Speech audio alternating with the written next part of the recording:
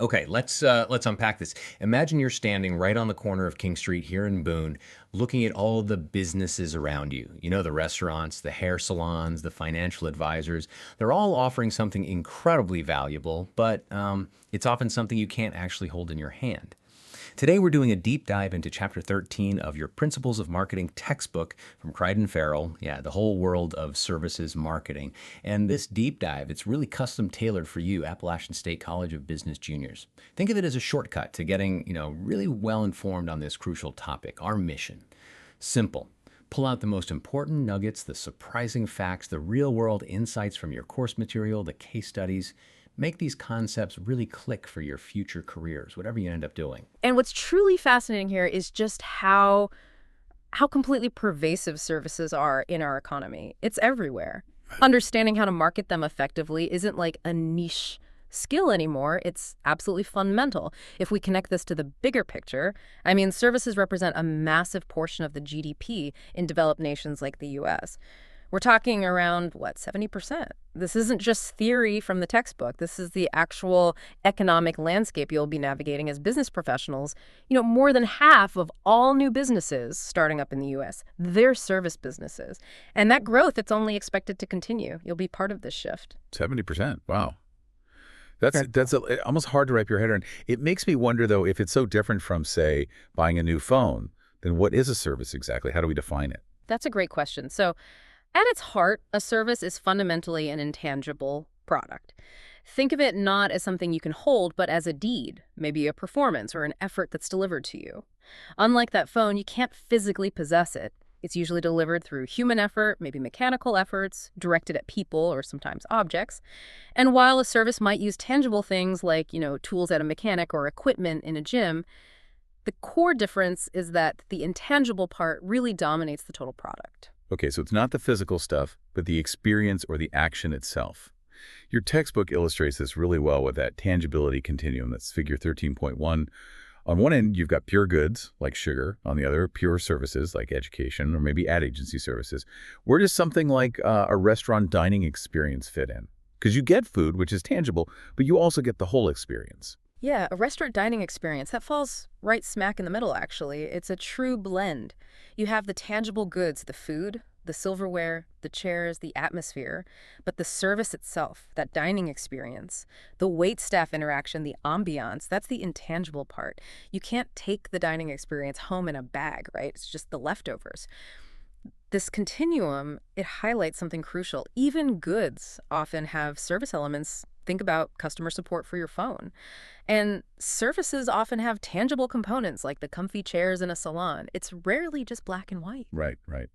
And you mentioned the U.S. being the world's first serviced economy. That 70% of GDP figure is just staggering. What's the biggest factor you see driving that growth? Is it just the economy growing, or is it something more fundamental about how we live now, especially for you App State students heading into the workforce? It's definitely a mix, but if I had to point to a core driver, I'd say it's lifestyle changes and the increasing complexity of modern life. Sustained economic growth means people have more disposable income, sure, but they're also more willing to pay others for time-saving tasks. Think about meal delivery services right here on campus, or lawn care for people with demanding jobs. People are just busier, more specialized, so they outsource more tasks. And the business environment itself, it's gotten incredibly complex. That leads to more demand for specialized business services, consulting, IT support, legal work, all that stuff. We're even seeing things like home sourcing, where customer contact jobs like call centers are outsourced right into workers' homes. It's changing how companies operate. Home sourcing, huh? That's fascinating. And it's important to clarify here, we're talking about services as products, the main thing being sold, not just good old customer service, right? Yeah. Because they can feel kind of similar sometimes. Absolutely. That's a really crucial distinction for you to grasp. Customer service is an activity that adds value to a core product. And that core product could be a good or a service. For instance, La Quinta's 100% satisfaction guarantee, that isn't a service product you buy separately, but it is an example of exceptional customer service that really enhances the whole experience of their core lodging service. It boosts the offering. It's not the offering itself. Okay, that makes sense. So that sets the stage for what a service is.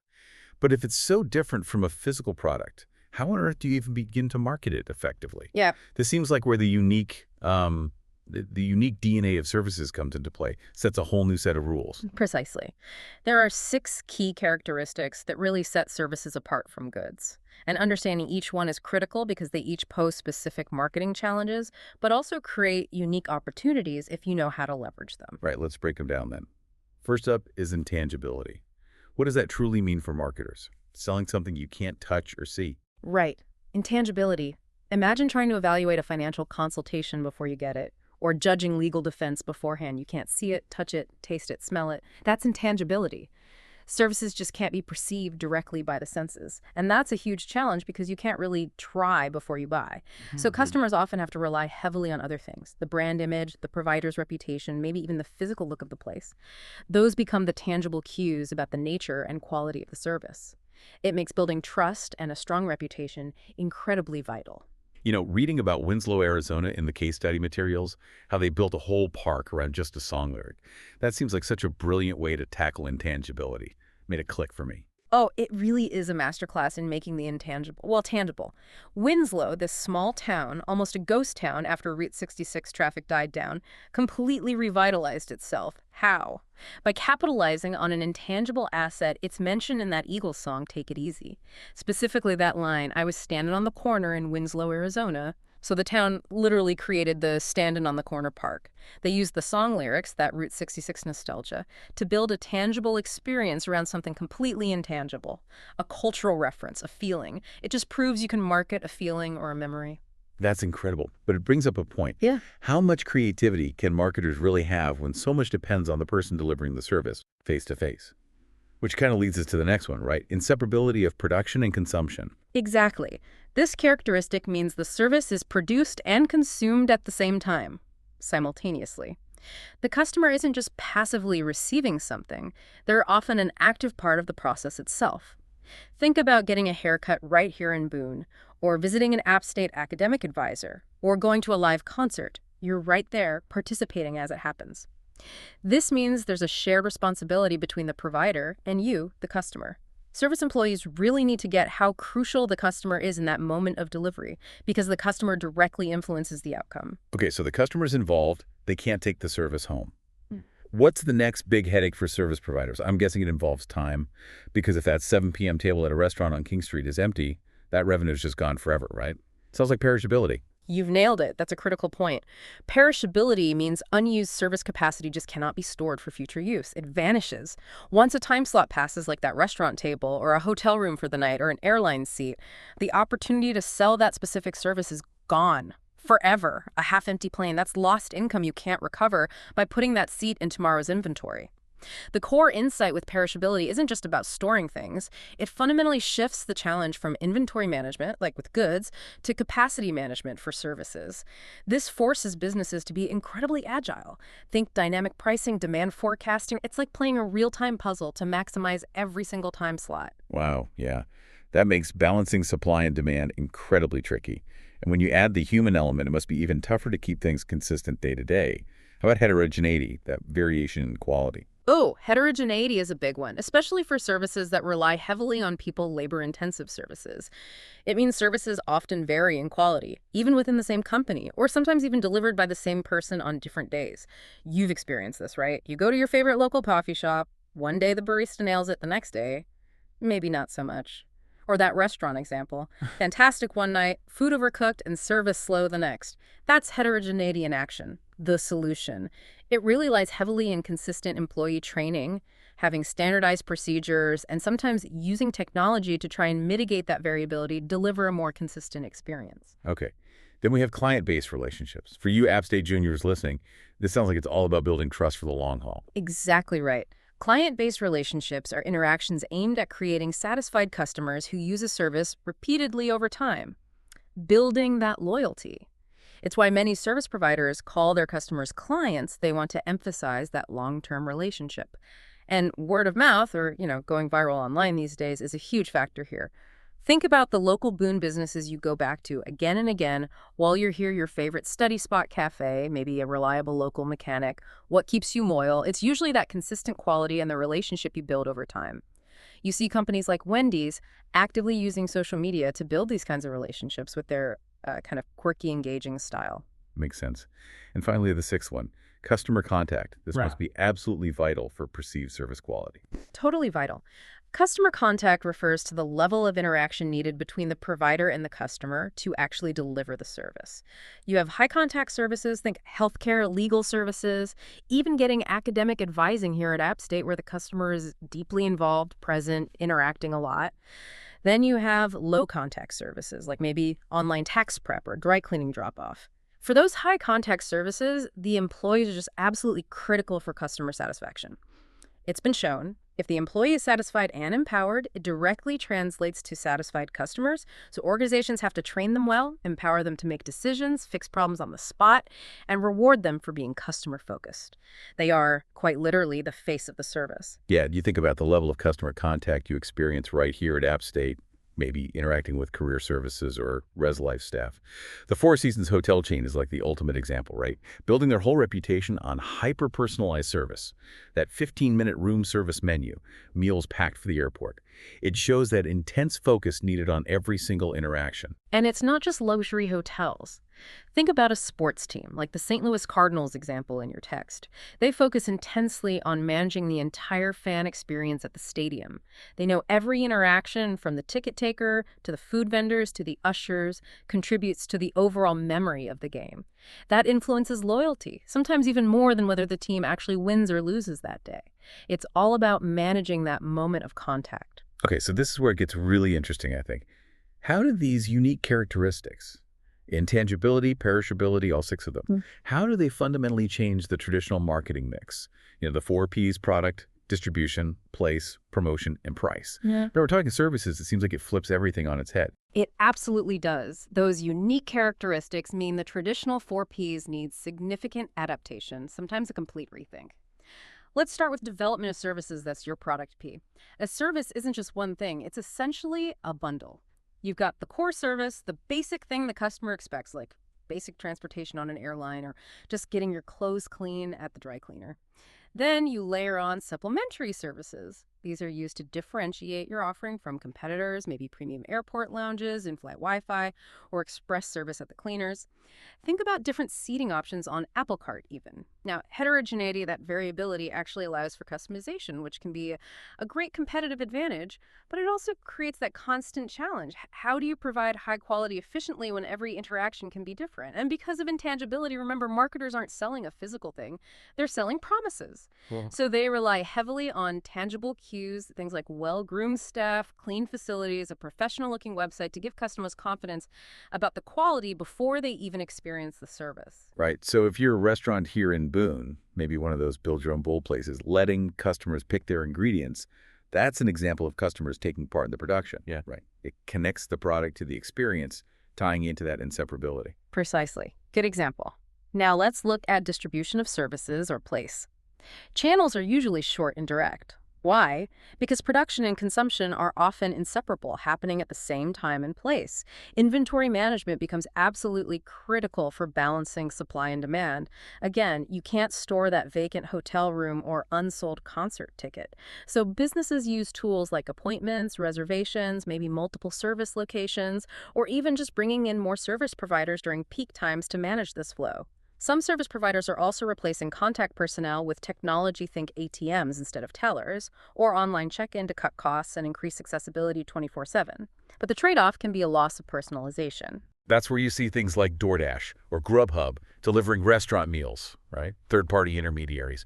Or consider that FedEx strategy mentioned in the book. They bought Kinko's, rebranded it FedEx Office, and partnered with Walgreens and Kroger for convenient drop-off and pickup. That's a really creative distribution channel for a service. But it does raise an important question for you students to think about. What are the customer contact pros and cons when FedEx relies on those third-party retailers? It feels like a definite trade-off. Oh, it's a clear trade-off, absolutely. The big pro, greatly enhanced convenience and accessibility for customers. Longer hours, way more locations, especially helpful for busy students, right? But the con is just as clear. FedEx has much less direct control over the training, the performance, the attitude of those third-party employees. A Walgreens or a Kroger employee probably isn't going to provide the same specialized, maybe efficient or even friendly service as a dedicated FedEx employee who only does shipping. So that directly impacts the customer contact experience and potentially how customers perceive the overall service quality. It's a calculated risk they take for the sake of massive convenience. Okay, moving on to promotion of services. How do you advertise something you literally can't show someone? Seems like a huge hurdle. It is difficult, no doubt. How do you visually depict something intangible like financial advice? So, service promotion typically relies heavily, again, on tangible cues. You use photos of your nice facilities, your modern equipment, your smiling, professional looking staff. You also use very concrete language in your ads to make the service benefits clearer, more understandable. And crucially, marketers must avoid overpromising. Setting unrealistic expectations is a recipe for disaster because customer expectations are so central to judging service quality. So providers promote things like price, guarantees, maybe performance documentation like customer testimonials, availability, and the training or certifications of their staff. Personal selling, even indirectly by the contact staff just doing their jobs well, is absolutely vital. And because of that heterogeneity and intangibility, word of mouth communication is just incredibly important for services. Think about how services like Zelle or even budget airlines like Spirit promote themselves, often focusing on concrete benefits and relying on social proof or buzz. What your friends tell you about a great local service provider here in Boone is often way more powerful than any fancy ad campaign. Yeah, absolutely. And finally, the fourth P, pricing of services. This often feels like a bit of a black box, especially for things like legal advice or therapy, where the value isn't immediately obvious. Right. Pricing for services needs to consider a few things: consumer price sensitivity, how much will people pay, the nature of the transaction itself, and of course, the costs involved. Pricing can be based on specific tasks performed, like fixing one thing on a car, hourly rates, like for a consultant or lawyer, or increasingly common demand-based pricing. That means charging higher prices during peak demand times, think airline tickets during holidays, or maybe surge pricing for ride shares on a busy weekend night. And conversely, using lower off-peak pricing to try and boost demand during slower periods like matinee movie tickets or happy hour specials. And because services are intangible, customers often use price as an indicator of quality, especially when the service is hard to judge beforehand. A higher price can signal higher quality, rightly or wrongly. Think about choosing between two lawyers with vastly different hourly rates. You might assume the more expensive one is better, right? Though, of course, market conditions and sometimes government regulations can limit how flexible companies can be with their pricing. That pricing the intangible discussion starter in your materials really gets at this.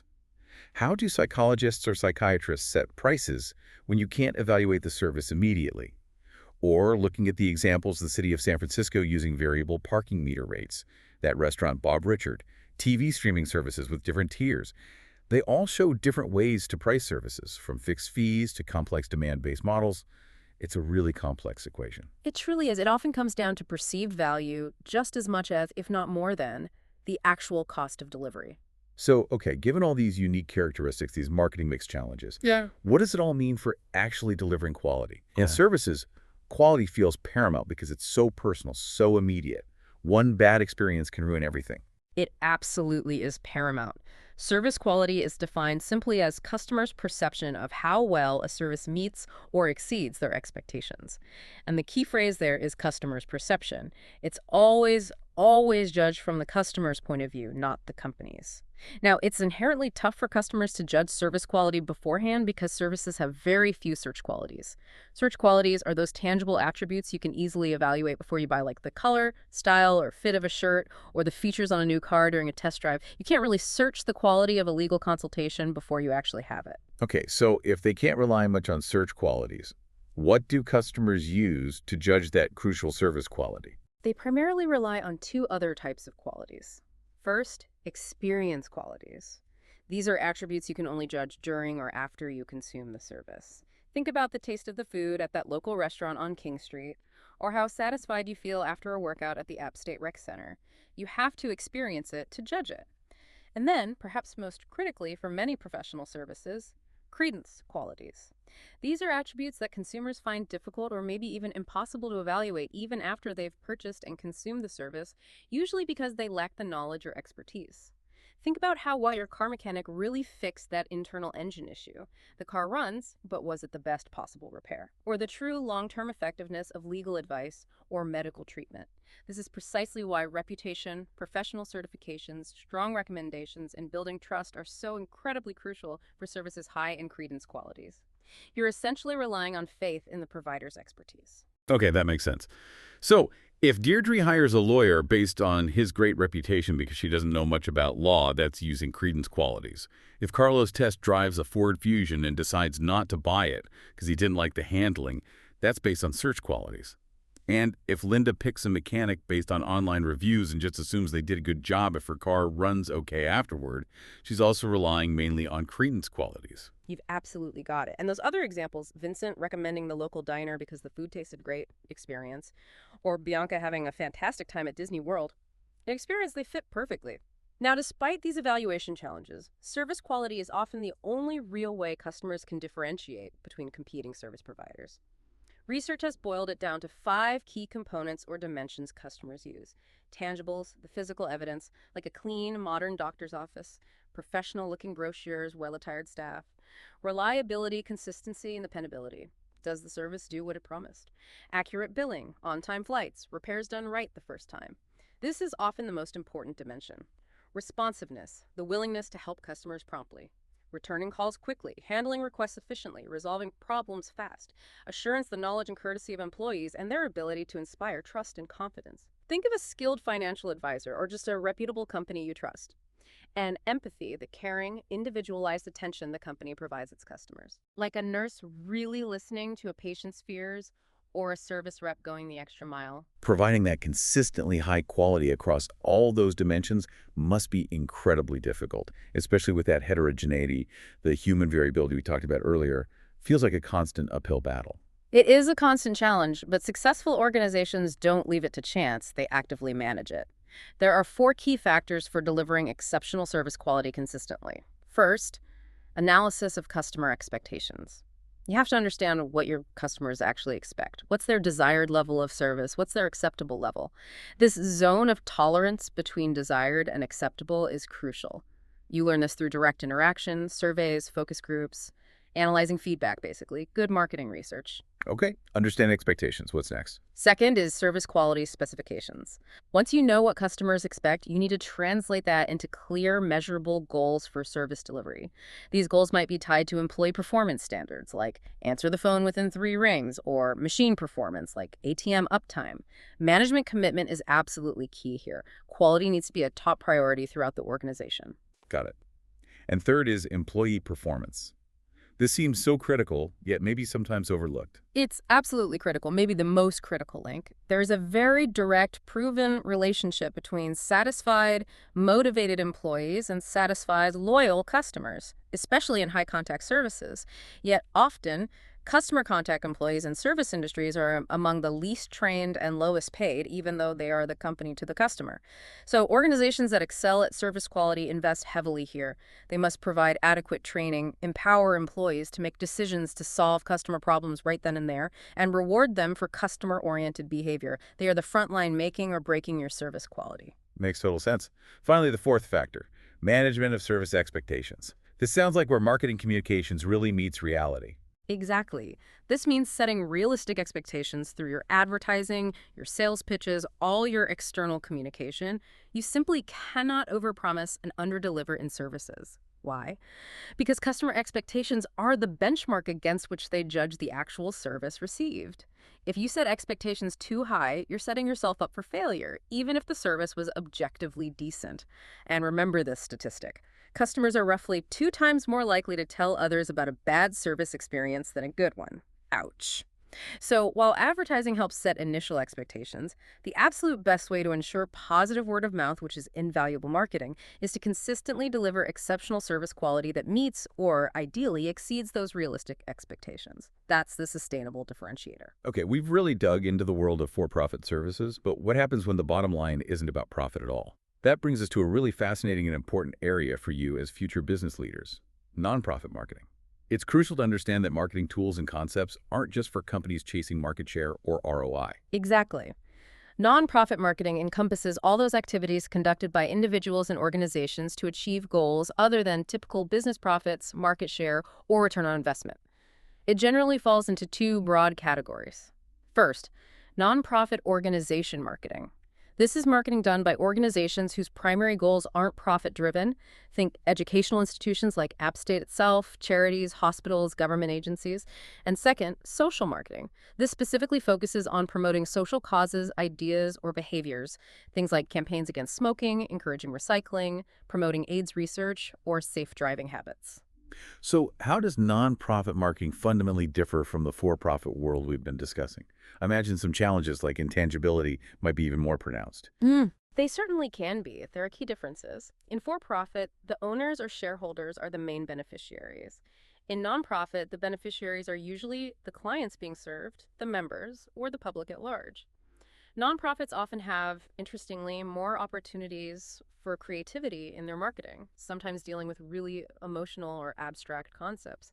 But it can also be harder to objectively evaluate the performance of the marketing professionals involved because the return isn't easily measured in dollars. The ultimate goal isn't profit, it's achieving the mission. And sometimes the marketing itself can be controversial depending on the nature of the cause being promoted. The basic aim, though, is similar in concept. Obtain a desired response, like donations, volunteering, changing behavior using a service, from a specific target market by offering something that meets their perceived needs and wants. And yes, you're right, when the product is something as abstract as hope, education, or environmental responsibility, the challenge of intangibility becomes even more significant. Nonprofits often have to rely even more heavily on strong, tangible cues, compelling stories, powerful images, statistics showing impact, celebrity endorsements to make their abstract product feel real and urgent. And they talk about their target markets a bit differently too, using the term publics, right? Yes, that's common terminology. They refer to target publics. These are essentially collectives of individuals who have some interest in or concern about the nonprofit organization, its services, or its social cause. Within that, you often distinguish between client publics, who are the direct consumers or beneficiaries of the nonprofit's product, for example. The students actually attending App State are its primary client public. And then general publics, who are more indirect consumers or supporters, like taxpayers who benefit from a state park promoted by a conservation nonprofit, or the community benefiting from a public health initiative. Okay, so how does the marketing mix, the 4Ps, adapt specifically for these nonprofits, starting with their product? For nonprofits, as we touched on, the product is often an idea, like Don't Litter, or a service, like education, healthcare, counseling. These are inherently more abstract and intangible to market compared to, say, a new smartphone. Marketing the idea of getting an education or the benefit of supporting a specific social cause like clean water requires a different approach than marketing tangible goods. It's often about selling an abstract benefit or a change in perspective. And distribution. How on earth do you distribute an idea? Yeah, distribution or place decisions relate to how these ideas or services are made available and accessible to the target clients or publics. Like many other services, the channels are often short and direct. The service provider interacts directly with the client, like a university delivering classes. If the product is primarily an idea, then media selection becomes a key part of distribution, choosing the right channels, TV, radio, social media, billboards, to get the public service announcement or campaign message out to the target audience effectively. Makes sense. What about promotion for nonprofits? Promotion is huge for nonprofits. They use advertising, often public service announcements, PSAs, if media time space is donated, publicity and public relations to generate awareness and support, and direct mail is still very common, especially for fundraising appeals. Increasingly, of course, the internet is vital email marketing, websites with information and donation portals, social media campaigns to engage supporters and spread the word. And personal selling is definitely used, though it might be called volunteer recruitment or major donor fundraising. Those face-to-face interactions are crucial for securing significant support or commitment. And finally, pricing for nonprofits. This seems particularly complex, especially when many services might be free or heavily subsidized. It is complex. Nonprofit pricing, if it exists, can take several forms. It might involve a fixed fee, like museum admission. It could be variable pricing based on the user's ability to pay, like sliding scale counseling fees. Or often there's no direct financial price charged to the recipient at all, like for many public health services or disaster relief efforts. In these cases, the concept of opportunity cost becomes really important. For volunteers, the price they pay is the value of the time and effort they donate, time they could have spent doing something else. For donors, it's the money they give up. And importantly, nonprofit pricing strategies are usually driven by factors other than just covering costs or maximizing revenue. They often prioritize things like public welfare, accessibility, or achieving the social mission, even if it means operating at a financial loss covered by donations or grants. So, thinking about that comparison, the U.S. Postal Service, technically a nonprofit establishment mandated to serve everyone, versus FedEx, a for-profit company focused on specific segments and profit. Their marketing objectives, their target markets, their pricing strategies, they're fundamentally different because their core missions are different. USPS aims for universal service, FedEx for profitable delivery. It really highlights the distinction. Absolutely. It's a perfect example, and you can apply this thinking right here. Consider marketing App State itself. What are the complex marketing decisions involved in defining its product? The mix of academic programs, the campus experience, research opportunities, career outcomes. How does it handle promotion to attract the right students, faculty, and donors? How does it manage distribution or availability on the main campus, online programs, extension sites? And how does it set tuition and fees the price? It's a prime, real-world example of complex service and nonprofit marketing happening right here in your backyard, affecting your daily life as a student. Wow. We've really unpacked a lot today about the world of services, from understanding their unique characteristics like intangibility and perishability, to seeing how you have to adapt your entire marketing mix to succeed in this space. And we even explored that distinct realm of nonprofit marketing. Understanding these differences is not just academic stuff for an exam. It feels absolutely essential for anyone entering the business world today, since services are such a huge part of it. And if we connect this back to the bigger picture for you, specifically as App State juniors thinking about your next steps, consider your own education and your upcoming career. How can you apply these very principles of services marketing to managing your own personal brand? Think about it. Your education here at App State is, in many ways, a service you're currently acquiring, and one you'll soon be offering to potential employers. So how do you make that service, your skills, your knowledge, your potential tangible to a recruiter or a hiring manager? How will you ensure your service quality, meaning your skills, your professionalism, your work ethic, meets, or better yet, exceeds their expectations? It raises a really important practical question for you to ponder. What tangible cues will you use to effectively market yourself when you walk into that job interview? What will make them choose you? That's a great final thought. Definitely keep those questions in mind as you continue your studies here and start thinking seriously about your future paths. This understanding of services marketing, it really will serve you well no matter what industry or role you land in. Thanks so much for joining us on this deep dive.